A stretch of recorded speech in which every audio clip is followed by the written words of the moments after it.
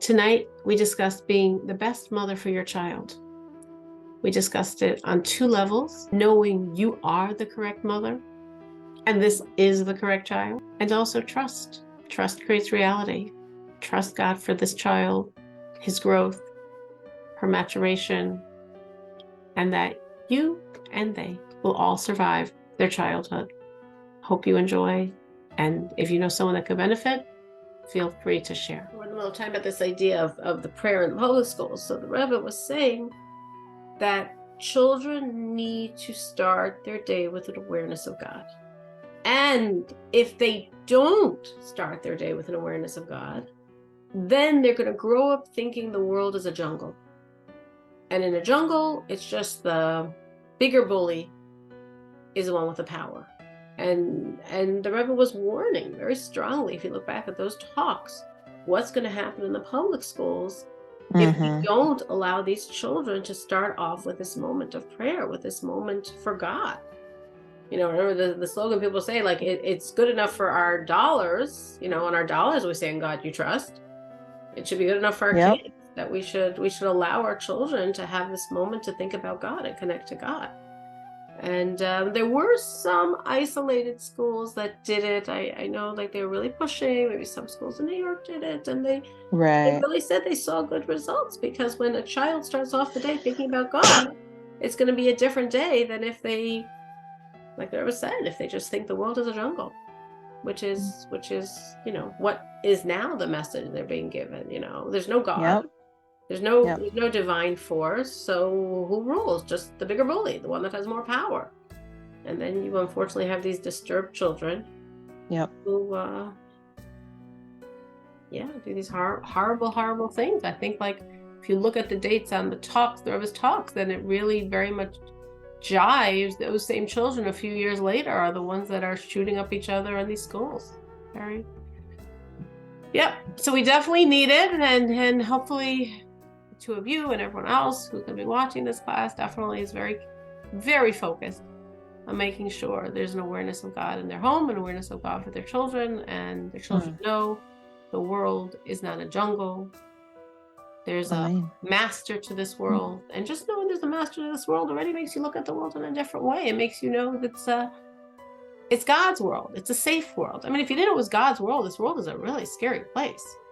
So many things that are just designed to incite fear, and so many things aren't designed, they just do incite fear, because there's so many fear-evoking things. And the more we know there's God, this is God's world, this is God's world, this is God's world, the more we can stay calm and not, I don't think about it. You know, I just, like, say, listen, this is God's world. I'm here to serve him, and I'm not going to be the one to solve the world's, you know, issues. I'll just try to serve God. And the more I serve God, the more I allow God to bring his blessings to our world. The more we stay away from politics and the world outside of us, the more we can serve God, because that draws us away. Absolutely. 100+% true, because the more you go in that space, I'm saying I think it's a very fear triggering environment, and fearful is not a God space.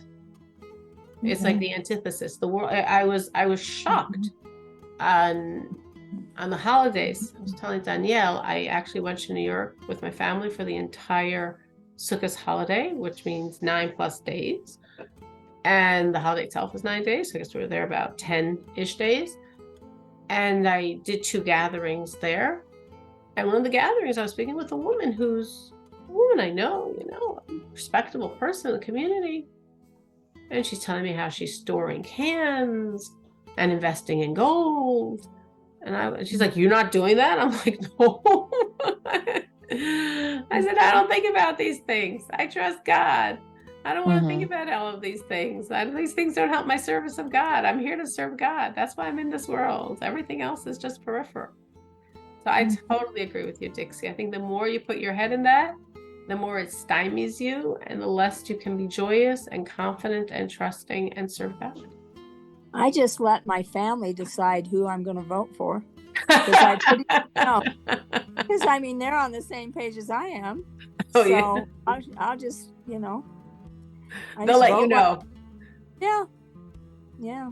So I don't worry myself with all this political stuff. Yeah, definitely not. So what we wanted to talk about was using Torah's wisdom to be the best mother. And I had like 8 ideas, which, well, obviously not going to finish 8 ideas in our time remaining, but some of the ideas, which of course are also applicable not only in being a mother, but in other things in life.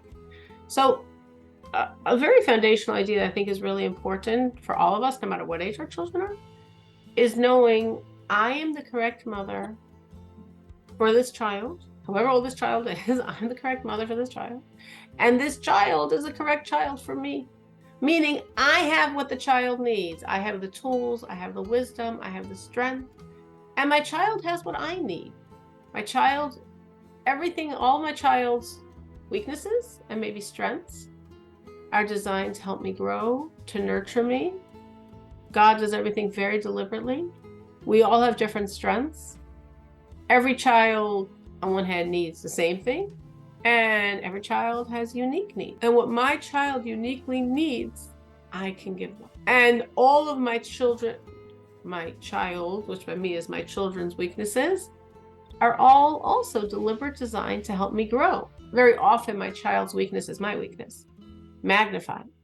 So very often, my child is forcing me to acknowledge my own areas that need improvement. And sometimes it's not my weakness at all. I have many children and they have many weaknesses that aren't my weakness, not that I see. I don't even relate to the issues, but they still help me grow. They help me feel vulnerable and needy and reliant on God. They help me turn to God. I can be very desperate sometimes with my children, so I turn to God. And at the same time, there's nobody more important in my child's life than me, than his mother, even when he's rolling his eyes at me. So the worst thing for the child is to feel a lack of love from the mother. Mm-hmm. And sometimes, I know I speak to adults who maybe they felt that when they were 10 or 12 or 5 or 8. They felt really negative emotions from their parents. Mm-hmm. They may even have felt what they would call hatred temporarily. And I, of course, as an adult, look at the situation, say, well, your mother was going through a very difficult time in her life. It was a difficult time in her world. And there were a lot of stresses going on. And it wasn't like a real negative emotion for you. It was just, she just couldn't handle it. She just couldn't handle life because life was so hard. So you were just another hard piece in her very hard life. But even though I can see that, I talk to adults that are still very traumatized, very stunted, very emotionally needy, and very emotionally insecure because they didn't feel loved by their mother when they were a child. So it's really, really a tremendous work for us, no matter what age our child is, to really love the child on my inside. So the kid really feels it. And sometimes it's hard because sometimes you're not so loving. Maybe it's a good trick to remember them when they were a baby, however old they are now. Think of them as sweet and cute and loving and feel that love for them and strengthen that love so that the child, again, whoever old the child is, I don't think a child ever outgrows the need to feel our love. So the child feels it as well. And offer the love. It's irrelevant if they reject it or accept it.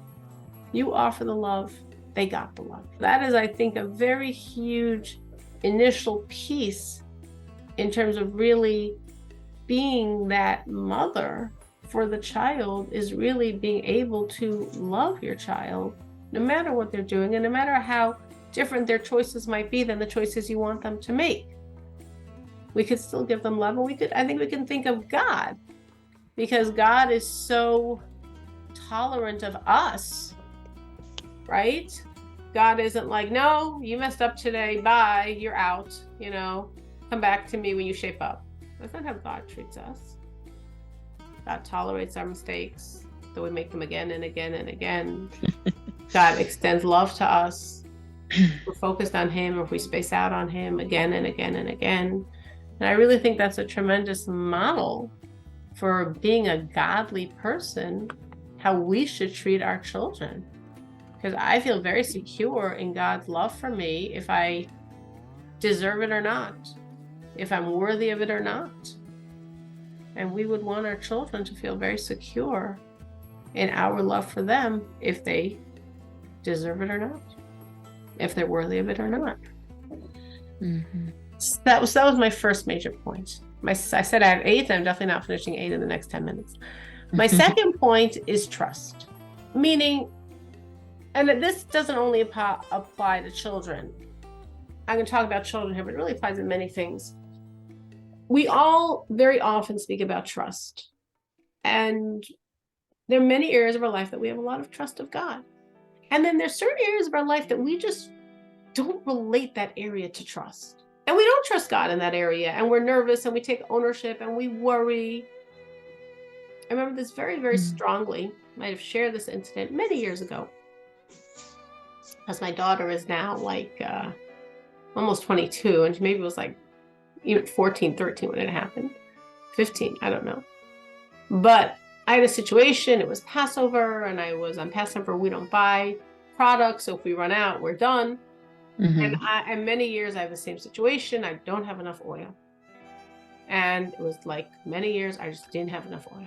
And, of course, I was, feeling this stress if I don't have oil. And we use oil for everything we cook. No oil, no food. I have so many people, so many meals. Everyone's, of course, starving on Passover. It's just psychological. So, you got to make a lot of food. So here I was without oil. And I remember my daughter telling me, she said, "Mommy, you trust God for everything else. Trust God, there'll be enough oil." Wow. And I was like, she's so right. It's not for the big things in my life. There's a very long list of things I'm trusting God. Why am I not trusting God that there'll be enough oil to last Passover? And I did. And there was. I said, I'm totally calm. I trust God. The oil will last. And I was calm, and I trusted God, and the oil lasted. So similarly with our children, and similarly with every other area in our life that we're not trusting God, we need to trust God with our children. Trust creates reality. We don't serve idols. The only power in this world is God. That's true for everything. It's true for all the areas I remember it, and it's true for all the areas I forget it. So maybe you remember it in terms of your finances, or not. Maybe you remember in terms of your health, or not. Maybe you remember in terms of your children, or not. But whatever area of life that you're taking ownership, that you're getting stressed, that you're getting nervous, that you're feeling it's not working, it's like, wait a minute. I trust God for this, for this, for this, for this. I need to trust God in this area also. Maybe this area feels too small, like, my situation, like, that the oil is going to last on Passover. It's guess what? If it's important enough for me to get stressed over, it's important enough for me to trust God over it. And very, very, very much so with our children. I work a lot in this for myself personally. I trust God that my children will be fine. The same way I trust God that everything else is going to work out. I trust God if my child has an issue, as happens. I have many children, so there's generally some issue going on. I trust God that this child's going to grow past this issue. I trust God this child will be fine. As the child relates to me, that's my challenge. But I trust God that He will help me with her, same way He helps me with all my other challenges. I trust God she'll be fine. He'll be fine. I trust God he or she will be a wonderful person. I trust God that he or she will grow past and go deeper because of whatever is challenging them now. I consciously trust God. Trusting God is not a passive mantra. It's a proactive awareness that precludes stress, anxiety, tension over a situation. So when you find yourself, if you ever find yourself stressed or nervous, stop and remind yourself of the foundations of your trust. What are the foundations of our trust? This is true for everything in our life. It's all God. It's only God. There is nothing but God. Those are the three things. It's all God. It's only God. There is nothing but God. That's true for the cosmos. It's true for this child who's a piece of God and who God is nurturing and who God will ensure is going to be fine. It's true for every detail in my life. If the sun's going to be shining, if there's going to be enough rain, if the horses will be healthy, if the weather will permit what I need, every detail of my life, I trust God. It's all Him. And the more I trust Him, the more I give room for Him in my world. Keep saying the words or similar words until you feel calm and centered in whatever the situation. If the situation is with a child, or if the situation is in anything else. In the prayer, we pray 3 times a day. And in the prayer, in the Amidah, in the Shemona Esrei prayer, in the paragraph entitled Modim, that we thank God, we say that every day God makes for us wonders and miracles and kindnesses. Every single day. We have to trust that. We have to trust that every day God is making for us wonders. He is. And every day God is making for us miracles. He is. And every day God is making for me kindnesses. He's doing that too. And I have to trust them. I have to relax. I have to think of my past. How God came through for me in this situation, in this situation, in this situation. If I'm thinking about my children, how with this situation with that kid, and this situation with that kid, and this situation, it's not only my children. In every area of my life, I should keep reminding myself how God has come through for me. And then trust that He continues to. He will in the future as He has in the past. Now, of course, we've spoken about the idea of having a thank you God journal, and a tremendous advantage of having such a journal is when you're feeling shaky, when you're feeling not so calm and confident and trusting, you can reread it.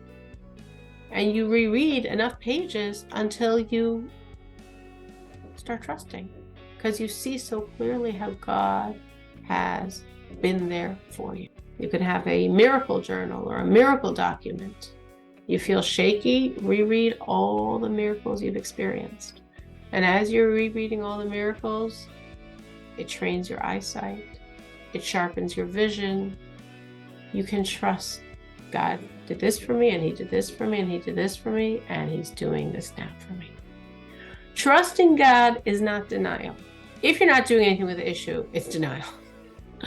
But if you're dealing with the issue calmly, centered, grounded, positive, that's trust. You're dealing, but you're calm, you're centered, you're not stressed. That means you have trust. So I'm saying this is true for every area of our life. And because we're trying to talk about children, I'm applying it to children because very often people forget. And very often, again, people have trust for their health or trust for their finances. But it comes to their kids and they just lose it and are so stressed and so nervous and so tense and forget the same God I'm trusting for my money, the same God I'm trusting for my health, the same God I'm trusting for my job, the same God I'm trusting is the same God I should be trusting now for my children. The same God. So whatever area you see in yourself that you forget, that also in that area, this is my saying to myself, I don't serve idols. If I think there's another power but God, I'm serving idols. I don't serve idols. There's no power but God. So whatever the area is, I deal with the situation, calm, centered, trusting, because I don't serve idols. And if the area is my children, calm, centered, trusting. We're told there are 3 partners for every child, the father, the mother, and God. I often remind God that He's one of the partners, and I trust He's pulling His weight. And I know He is. And therefore I can do whatever I can do and give everything else up to Him. So that was my second point. So again, the 2 points, I had 8 points prepared. Of course, we started late. Considering, whatever happened the announcement of the class tonight, the first point was the idea of knowing I am the correct mother for this child, and this child is the correct child for me, with all the details involved in that. And the second point was trust. Trust God, your child will be fine. And he will be. She will be. Because your trust creates reality. So I guess we will stop at this point and to be considered, continue next week. Hopefully, will people get back in the swing of class, and we'll be able to start in the beginning and go through all of our points, and hopefully, in terms of our own children or in terms of other areas in our life, what we're saying should hopefully be useful and relevant. Thank you so much for joining. I so appreciate it. Thank you. I know it's hard when you're out of schedule to get back into schedule. So hopefully now we have another week to really get back into schedule. Already very sorry helpful. about the technology confusion. I'm sure.